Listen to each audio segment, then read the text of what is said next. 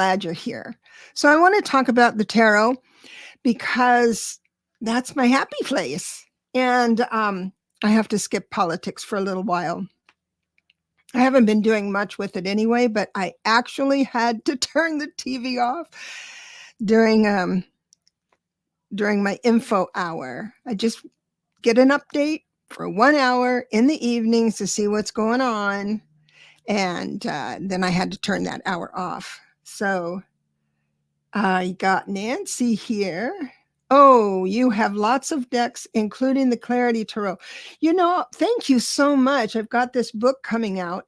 I know I'm shameless with it's so hard to self-promote because it feels like so icky, but I'm just going to do it because what I've done here is I have closed the gap between what I wanted to do, my objective, and I think I did it, close the gap between getting a really cool deck, any deck, hopefully my deck, the Clarity Tarot deck, but from getting the deck into being able to read confidently and how you set that up. So that's what we're going to talk about today. Then I'm going to use my glasses instead of trying to go, sorry about this. So Linda has 2 sets of cards, but not so very able to get them to work for me.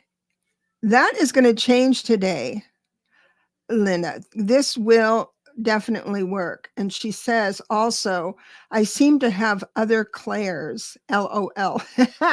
You use your clairs.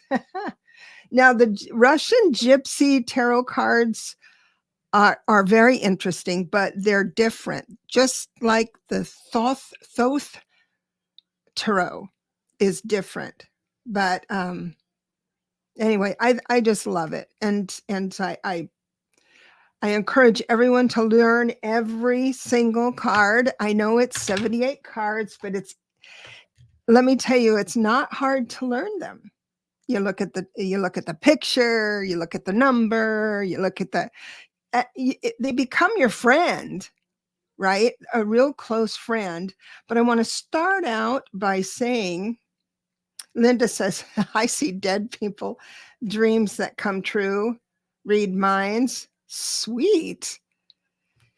So I've been watching on YouTube the Sensing Murders, all the psychics that go out and find bodies and stuff. That's fascinating. That's not my jam, but nonetheless, onward and upward. Let me explain about how to use the tarot so they work for you.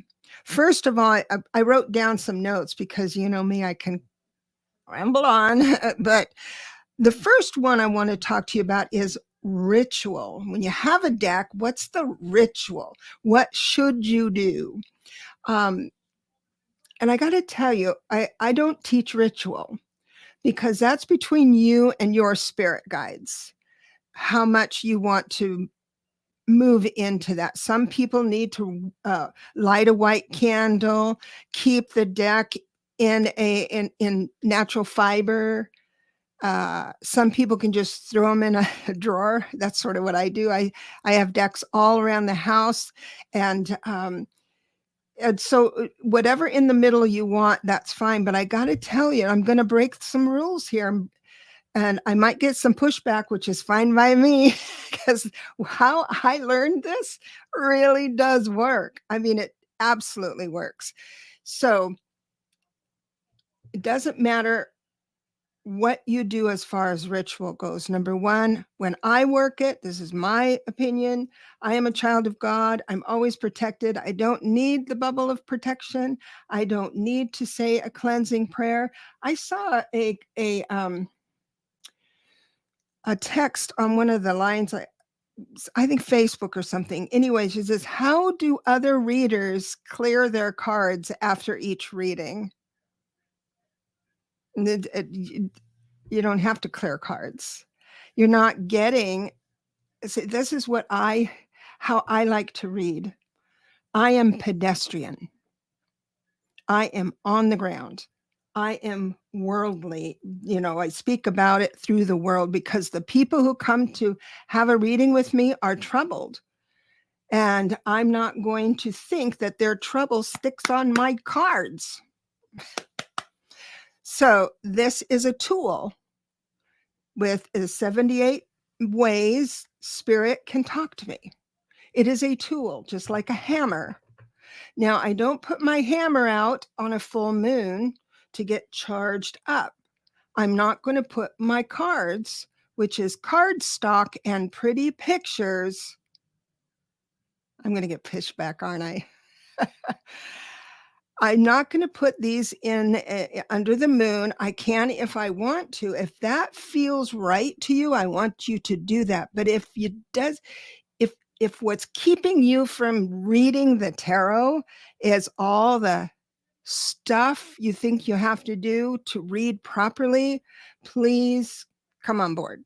Just kind of check in on this and entertain the thought that this, as beautiful as it is a hammer. That's it. So this is a way that spirit can talk to me. So actually, there was one lady that says, oh, when I was shuffling, I dropped one on the floor, so I couldn't use the deck for the rest of the day because it had to go in a special spot. That's okay if you have a ton of decks, which a lot of people do, but I don't have time for that. I want to answer the phone, if it's a phone call or do a Zoom, one right after the other. If something flips on the floor, it might stay there. The hermit might stay there all day long, and I'm using a deck without the hermit.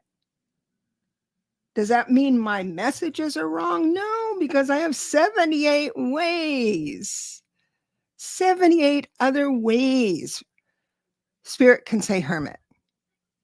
It's so fun once you get it. Once that penny drops, once that like piece of the puzzle snaps, that satisfying snap, you will enjoy the tarot. The next thing I want to talk about is shuffling. As I wrote in the book, both books, however your hands move is the way to do it. Some people say that they don't want to bridge shuffle because it's disrespectful to the cards.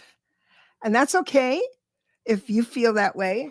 But here in my house, you can, just like a regular deck of cards, you can thread it, bridge it, snap them back into place and start reading. Now, you will find when you do a lot of readings in a row, and this is my blessing. I was scared to death to work on a hotline, scared to death I'd be wrong or I wouldn't do it fast enough. People wouldn't think they got their money's worth. But then I realized that it was just fine. It was just fine. And I would somehow, it felt different every time I read a client. I would kind of shuffle a little different. And you know how they do the stack thing where you just go like this? And so I would do that as the client is sharing what frame of reference we're going to talk about. I would be doing that. And then all of a sudden, after about, I don't know, a dozen readings, the same cards would come up. I mean, identical. There'd be 2 readings. And then I go to the next reading after shuffling helter-skelter, like I thought I was doing. Every single card was the same. That is when I set this deck aside and I have another deck. I do use the same deck, but I go to FedEx Kinko's and I have the edges cut off so they're different size so I don't get them mixed up. And then I grab this deck because I don't know how it does it, but after about a dozen, 15 readings, then all of a sudden it's like it doesn't shuffle anymore. So I don't know if that happens to you guys, but if it does, let me know because I found that fascinating, just fascinating. So however you want to move the cards on the table is how spirit wants you to move the cards on the table. So don't get nervous about it. Now, every now and again, let's say I hit that wall with the deck, all the same cards come out. What I do when I have a break is I go and spread an extra like sheet over my bed and then toss everything in the air. I mean, every card, and I go like this with them and I shuffle them and I'd say, I love you so much. I love you so much. Thank you for helping me serve others. And I'd just be so happy to see them flying in the air. And then I collect them back, and that's how I let them breathe every now and again. So, so there's that way too. But if there's one thing I want to tell you, because one of the things I want to tell you is how to teach you today is how to do an awesome reading. And one major thing is this. If you're at an event and you're doing readings, or you're doing something at a dinner party or an event, something like that, I would not let the client shuffle the deck. It's not because they get their germs on it. Not at all. It means that, this is my experience. I'd be at an event, timed, they're paying per minute, and the clock is ticking. If I give them the deck, what they'll do is they'll ask how to shuffle it. I say any way you want.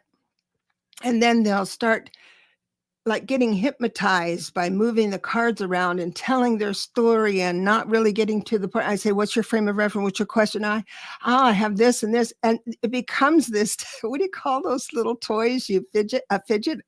They start fidgeting. And I'd say, well, we have to start the reading because now you only have 15 minutes left out of your half hour. And she goes, oh, this has really happened. And she goes, how do I cut them? I said, you could cut them or not cut them. And she said, okay, I'm going to put them in 3 piles. And then she put them in 3 piles and then ask, which one do I pick up first? See, don't allow that to happen unless you have a really long time and you're drinking liquor or getting high. I shouldn't say that because it drives me. It doesn't mean that their energy is getting on it or anything. Remember, this is a hammer. Energy, my neighbor's energy doesn't get on it when they return my hammer. So here we go. So keep it in your own possession because that's the way you are able to control the situation. The second thing you do when you prepare for a reading is ask the question, but have a firm understanding. Just a few minutes ago when I was working earlier, and the question was, I want you to tell me how my relationship's is going with Nathan. And so when I got their numbers, and I do numerology, and that's another topic that's really, really, really cool. And I teach that too. And I said, well, I'm going to give you a general answer. But if you want specifics, I'll need a frame of reference. But right now, I didn't encourage her to go into a frame of reference because apparently she didn't want to tell me anything more. So I let it be. I got the devil, I got the death, I got all this. I got all this conflict. And I said, I don't know if you just had a fight or not, but I am looking behind his energy and his perspective about this relationship, about your relationship. And right now, this setup will tell me whether he's leaning into a healthy progressive relationship or leaning away from a healthy progressive relationship. The main card I focused on was death, which means a natural ending. It doesn't mean it's going to end the relationship, but it does mean that season for that relationship is over and it could start a new season, like marriage or something like that, or exclusivity from being just boyfriend, girlfriend. So that's, and I said, this doesn't have to be your future. This is how he is feeling. Sometimes this didn't happen to date, but sometimes they say he has nothing to be upset about. And I think, and he never told me he was upset. That's a good, you have to say, I'm not reading for you. I'm reading him about you. And people get, you have to keep people in this little box to be able to serve them well in a confined and concise time limit. Even if you're doing readings for free, you don't want to sit there and ramble. Another thing about giving an awesome reading that I've learned is a lot of people, when they're learning, and sometimes I do this in class, but while I'm learning, while people are learning, they'll say, okay, I'm going to do a 5-card spread. And they will set one card down and read that card. The second card down and read that card. Don't do that. Put all 5 down, because all 5 will tell you why you're reading. And what the highlight of it is. If it's heavy in cups, we're talking about emotion. Heavy in wands, action, maybe too much action or not enough action. Swords, up in your head, right? And then wands is I'm moving into action before thinking. There's not a whole lot of space. When you use a lot of wands, there's not a whole lot of space between idea and action with wands. I think that's so. A way I remember swords, because some people have said to me in the past they get swords and wands mixed up. Swords, you can remember, are thoughts, because it takes a sharp mind. Swords, sharp mind. Also, it could, and the element is air if you're doing elements. So the elephant, the elements are air. That means you could be an airhead. See how it's easy to figure. It's so easy to, once you get the suits down pat, you could just do a reading with suits only. Low number suits, same suit, high number suits. There's different ways spirit can talk to you, and that's what I teach in my memberships. And this isn't a membership. Well, maybe I should talk about memberships, because like tomorrow we're going to learn the Celtic cross, and that's just for tarot. And then next Thursday it's going to be next, I don't know, the next one. There's 2 levels there's 3 levels. One is thank you for being here. Thank you for giving me $5 so I can continue with my success plan. The next one, I can't remember what it is, $20 or something like that. And that's to learn tarot. And then the next one is 25, I think, something like that.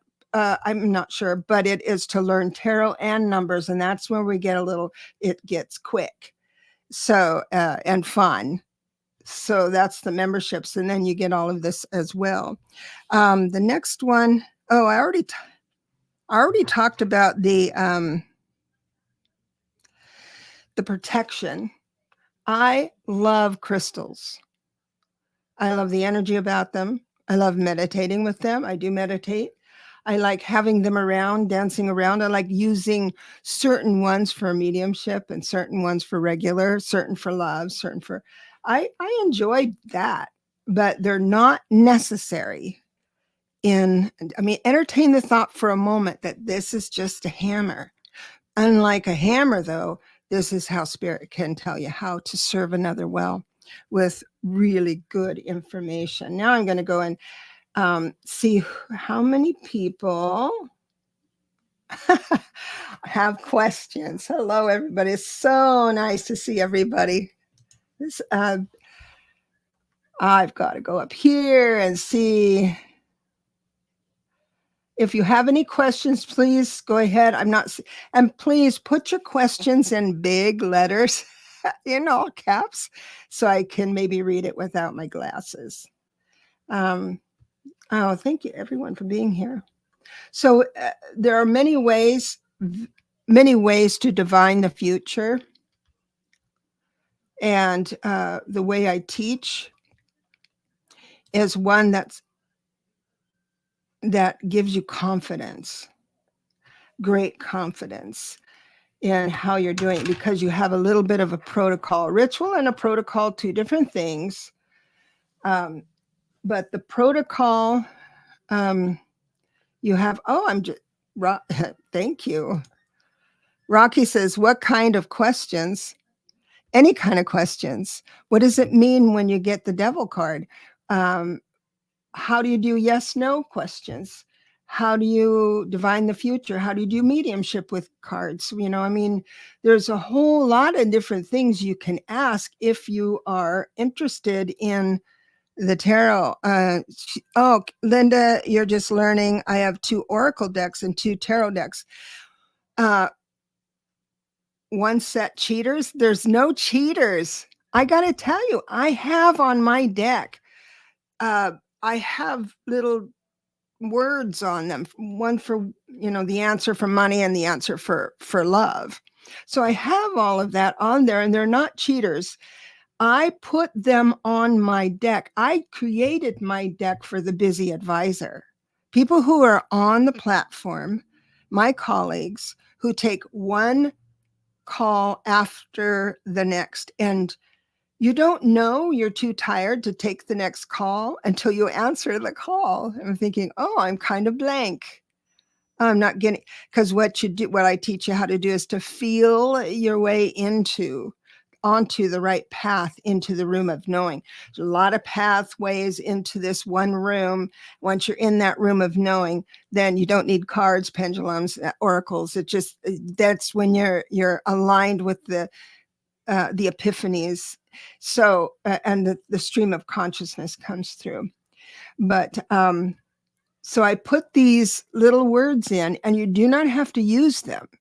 But I promise you, there's going to be a time when you throw for a friend or throw in a business, you throw down cards and you just go blank. I don't care if you've done this 100 years, you just go blank. That's when you know you need to stop. But this person's sitting in front of you, right? They're sitting in front of you, and they're troubled and they need help.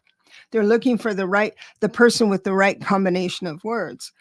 If you look down at your throw and see more red, then you can assume it's wands, right? You can just, like, all you have to do is to just have one foothold into what the cards are telling you. Just one little, say, oh, I see a lot of red, or I see a lot of blue, or I see more of one suit or another. You can enter the knowing from there. You can enter the reading from there. You could scan the throw, like a 10-card throw, the Celtic cross. You can scan it and just have spirit focus you on one card. You can begin the reading from there. So it's really, really, there we are. It's really, really fun. Are the cards, Dennis, hi, Dennis. Are the cards ever wrong? Or is it the person who is interpreting them? I would say no, only because you have to have some trust that whoever's sitting in front of you needs to hear what you have to say. There is, I have that on my website. At any one time, you are someone's student or teacher. The trouble begins when you assume which one you are. So I discovered once at the end of a call that I didn't have the right frame of reference. So the information I gave her seemed off because it felt weird to me. But, she gave me a positive review. Everything was fine. It wasn't like I was off or the cards were off. It was the right information that person needs to hear at the time. So I make sure I have a lot of different avenues, not just tarot, to make sure that I'm in the right area to serve them well. Now, the only wrong thing, this is a big one, because people have done this before, literally, and you're going to die when you hear this. they put so much faith into the cards that they will actually tell someone that their partner is cheating. As this man was, this is a story I heard from someone who witnessed it, that she was a novice reader, which is fine, but he called and said, is my girlfriend cheating? The first thing you ask someone is, are you exclusive? Because if you're not exclusive, let's rethink this whole thing. So let's say it's my fiance with another man. And if the card says yes, and she just stuck with that and said yes, oh, he was devastated. Are you sure? Oh my God, I can't believe it. Are you sure? And maybe this friend of hers overpowering her. He's trying any which way to, well, you can't do that to the willing, is basically what she said. Hello. That harms. You want to do no harm. Plus, I'm going to tell you something. You and me, and I'll challenge any advisor on the planet, can never know if someone is cheating. They can tell if they're emotionally leaning away from a relationship or into a relationship. And so what advisors do is they tap into the person. I tap into this person of interest, and whatever their signature is, energy signature is right then, is what I read from, is reflected in the cards. Now, if I got a yes, because there's a yes, no a way to do yes, no with the cards and all that stuff. If I got a yes, it could mean that her partner is at Starbucks and is attracted to one of the beautiful baristas. So that sexual tension is in that energy, and I'm reading it. Doesn't mean he's going to sleep with her at all. It means that he's leaning. You never say emotionally. You just say, or if they insist, the word would be emotional, but just say, no, I can see him where he's distracted, but not cheating on you. So there's practical ways to explain things. So with your question, Dennis, I'm going to read it again. Are the cards wrong, or is the person interpreting them wrong? I think it's the level of wisdom the person has will ensure a positive outcome, or will ensure accuracy. And so it's where you stand in your predictions. Now, this is where the cards come in. Are the cards ever wrong? No. And this is why. Not every card that hits the table is going to be a message for your client, for your sitter. It could be a message for you, to tell you, like with the Celtic cross. There's a problem that I have, and it's about my family. And just say, I'm having trouble with my family. That's the question. The 4 cards in the center will tell you what's going on right then, and the card to the left of that is going to tell you what happened to bring her to this spot. And so that card in the past tells you what happened in the last month or so to bring her into this situation, right? And I don't necessarily talk about that. It's a message for me to understand and feel my way into her energy signature to move into the reading from there. You see how it goes? So, quite frankly, the cards aren't wrong, but not every card on the table is meant to be read. Is meant to enter the reading. But that's the That's the part. These are the parts, the nitty-gritty parts that are inside the time when you get a deck, and then you become you become accurate and concise. Your speed and accuracy. You become professional.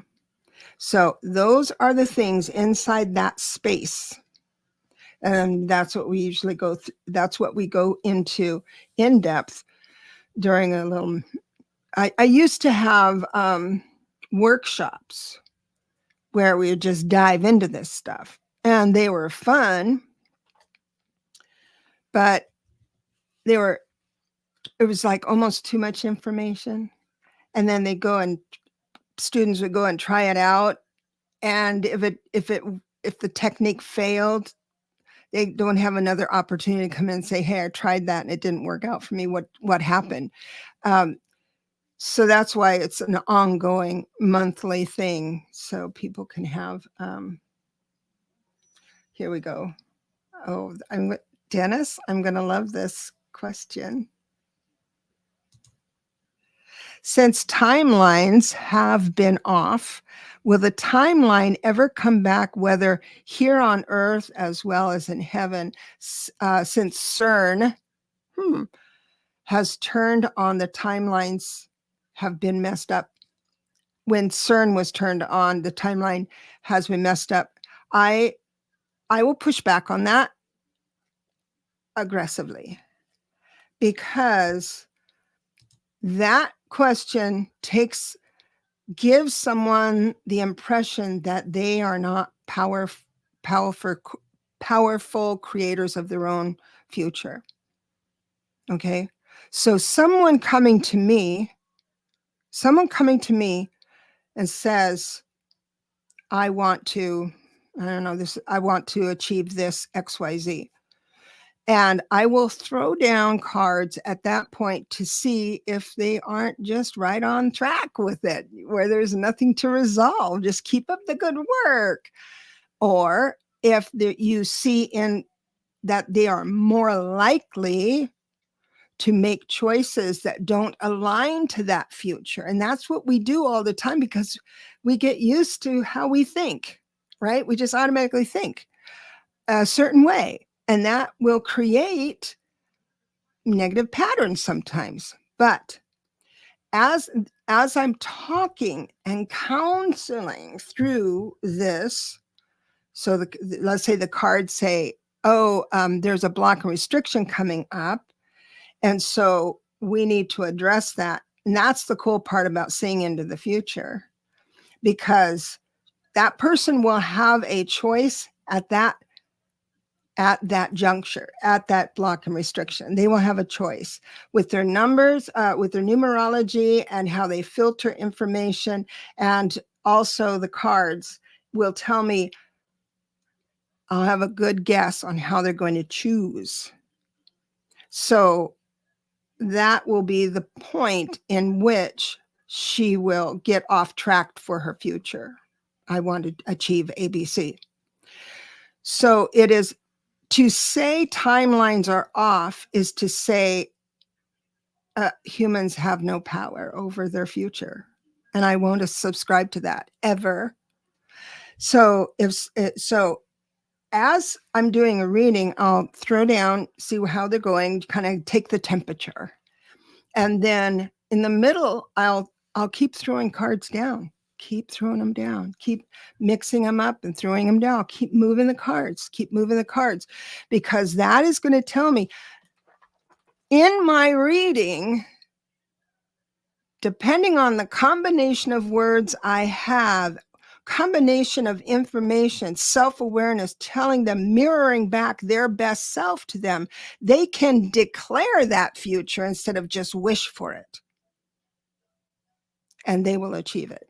Timeline might take a month, 2 months, but I don't go out farther than 3 months or so in my readings, and anything can happen. And every card, I could share that with you. I do 1 month increments, because sometimes it takes longer to move into that, that energy. Will he call? You know, that kind of thing. Will he get back to me? Well, I can see that he's leaned away right now, but it looks positive for the future. So it'll take a little while, but it looks like he'll call you, that kind of thing. The thing is that all this timeline stuff, it's really hard to get through to a client, to a sitter, that it doesn't matter what the timeline says. Having a psychic reading can give you a roadmap to get to your goals quicker. You can quicken everything because you have the right combination of choices you can make. However, it's up to you to make the choice. And I got to tell you, change is hard. Thinking about things differently is hard. Going against your nature is hard. I told someone this story about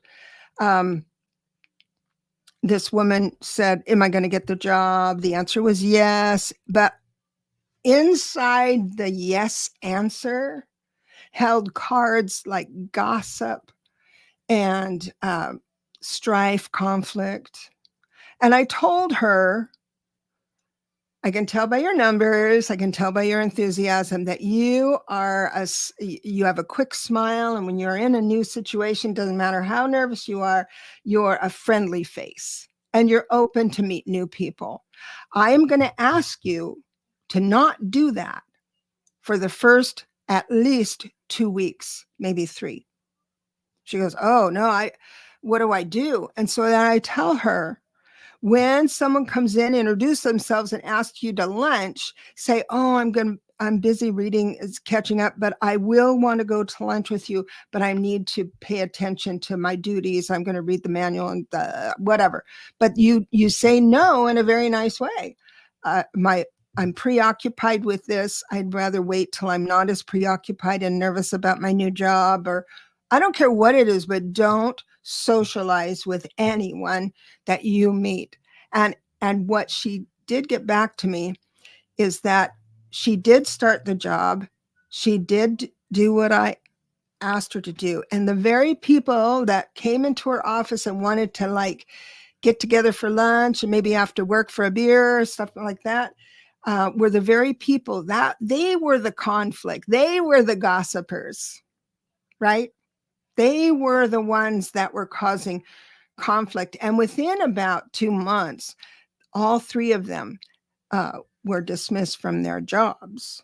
So actually, the client I was counseling was replacing one troublemaker, and then there were others that replaced the other troublemakers. But if you align, and it wouldn't have been bad if she aligned to with them, but it gives the impression to upper management that maybe you wouldn't have boundaries enough to be in management, admin, something like that. So that is, I think I've run out of things to say, because once I get going, I can go. Yeah, as you can tell, I didn't even, hi, Harley. She's, hello, Debra. It's very nice to see you. I'm going to get my glasses on and take one more scan. Does everyone understand what I mean about timelines? Oh, here we go. Yeah, timelines. Because there's too many of us advisors, psychic advisors, that feel we can tell time. But either we're taking the power away from someone to make their own choices, or sometimes a block and restriction is there and it was there pre-planned, like with your blueprint. You have a lot of ways to live your life, and you're not connected right to that blueprint. But that moment of disappointment that as an advisor, I'm trying to have her avoid, but that moment of disappointment is so educational, so full of information that changes that person's life. Why would I want to separate that from her? You see what I'm saying? So life is hard sometimes. And sometimes my reading says you're in a hard season. There's no way, way to deny that. But then my whole thing is that I want to change your perspective on things, enlighten you on how magnificent you are, that you maybe forgot. People who are really good at something think everyone can do it. Someone who's highly organized, let's say a 6 life path, highly organized and really into aesthetics, right? Or they can draw or whatever.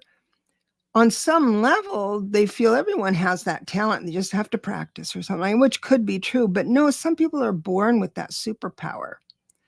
But everyone has kryptonite. And the minute you understand who you are at soul level with your kryptonite, with your misremembering of how magnificent you are, then once you know that, you won't need a psychic for sure. You'll go into a very, very good life, happy life. And I've got Ness here with a question. Sometimes I lay cards and the energy feels strong. It feels like truth. And sometimes the cards are hodgepodge. The radio signal isn't there, but it is. It's always there, Ness. Spirit is always there. So what that means is Spirit is just asking you to move into your heart. Speak from there. You enter the room of knowing from there. So the cards are there to help with the situation. Like I said, there's cards that won't feel right to you in a reading. You just don't read them. And it might make sense. That card might make sense as you're showing them to the door, and oh, well, that's why I had that card,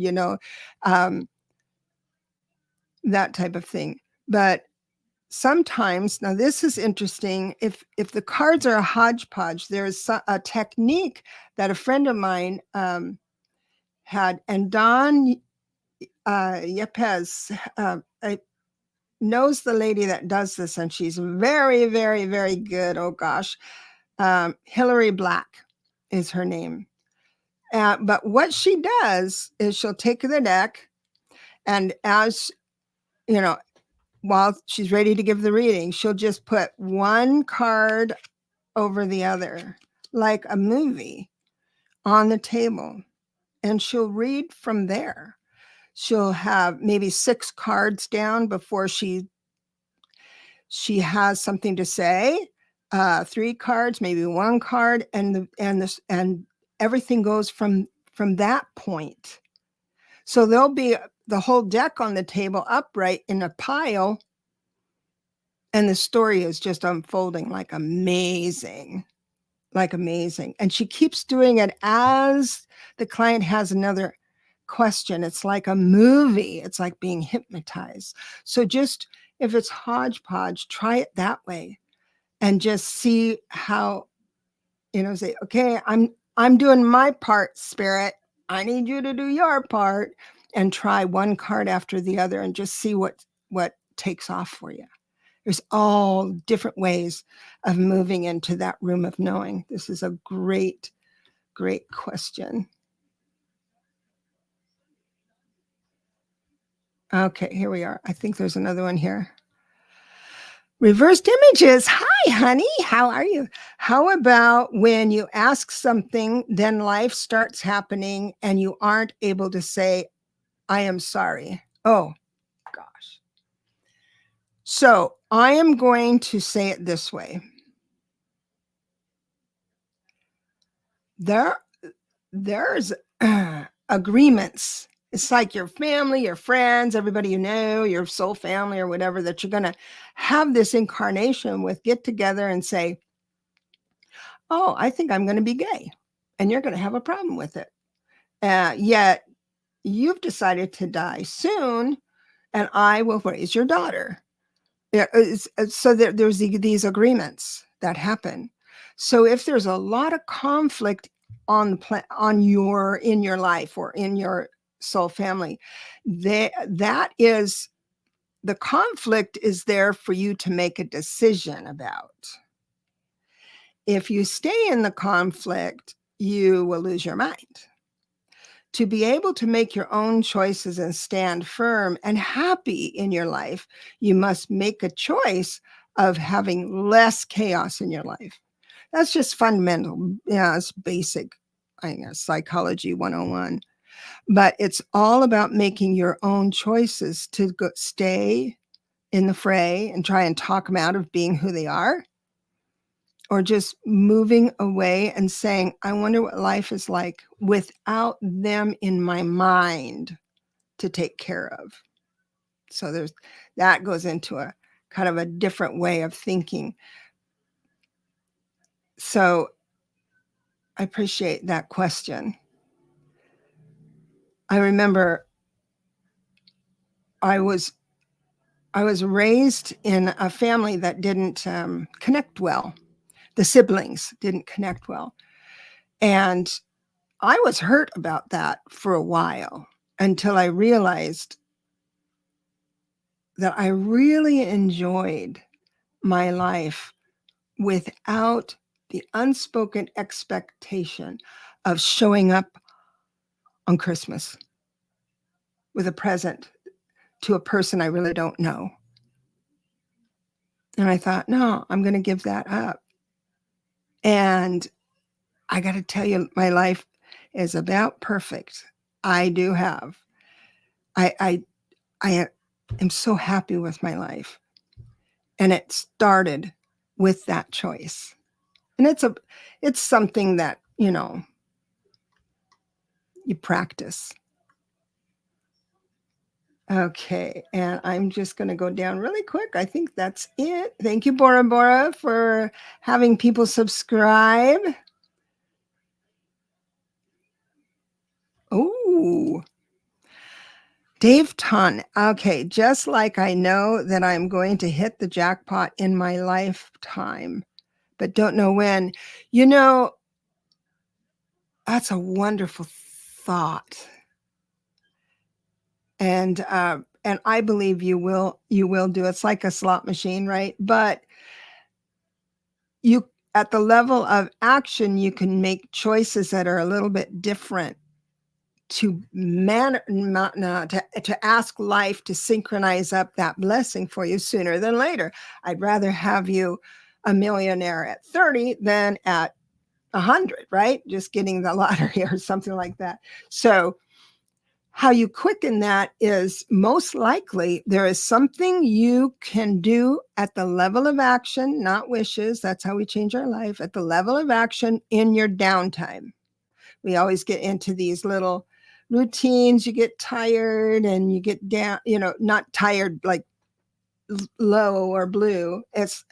You just want to sit down and veg out and there's something inside there that if you changed at the level of action, and I mean, it doesn't have to be big. What it can mean is you just getting up, going to your computer and keying in a question that's been bugging you. It doesn't have to do anything with money, but you have a curiosity about something and you type it in and you do a little research on it and see where that takes you. And that's when you start expanding your mind, expanding your opportunities. So, I've really enjoyed this.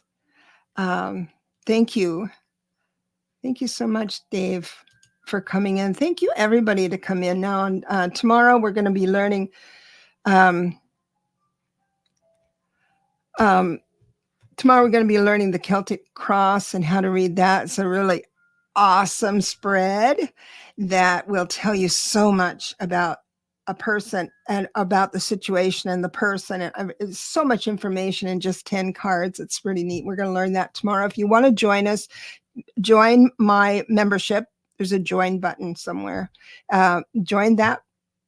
That would be Wednesday. So it's with tarot and numbers. Anyway, and you can learn that, and you could pay for 1 month and you'll get 2 lessons out of that. So I am going to, Oh, Linda says, I really enjoyed this. Thank you so much. This is a new little avenue. And since my book is coming out soon, I want to say, kind of promote that and tell you what you'll learn inside of it. Well, I love you all. Thank you so much for, for coming live and for commenting and the replay. Please enjoy the replay. I want comments from questions about it that you want me to answer in the next video with this topic.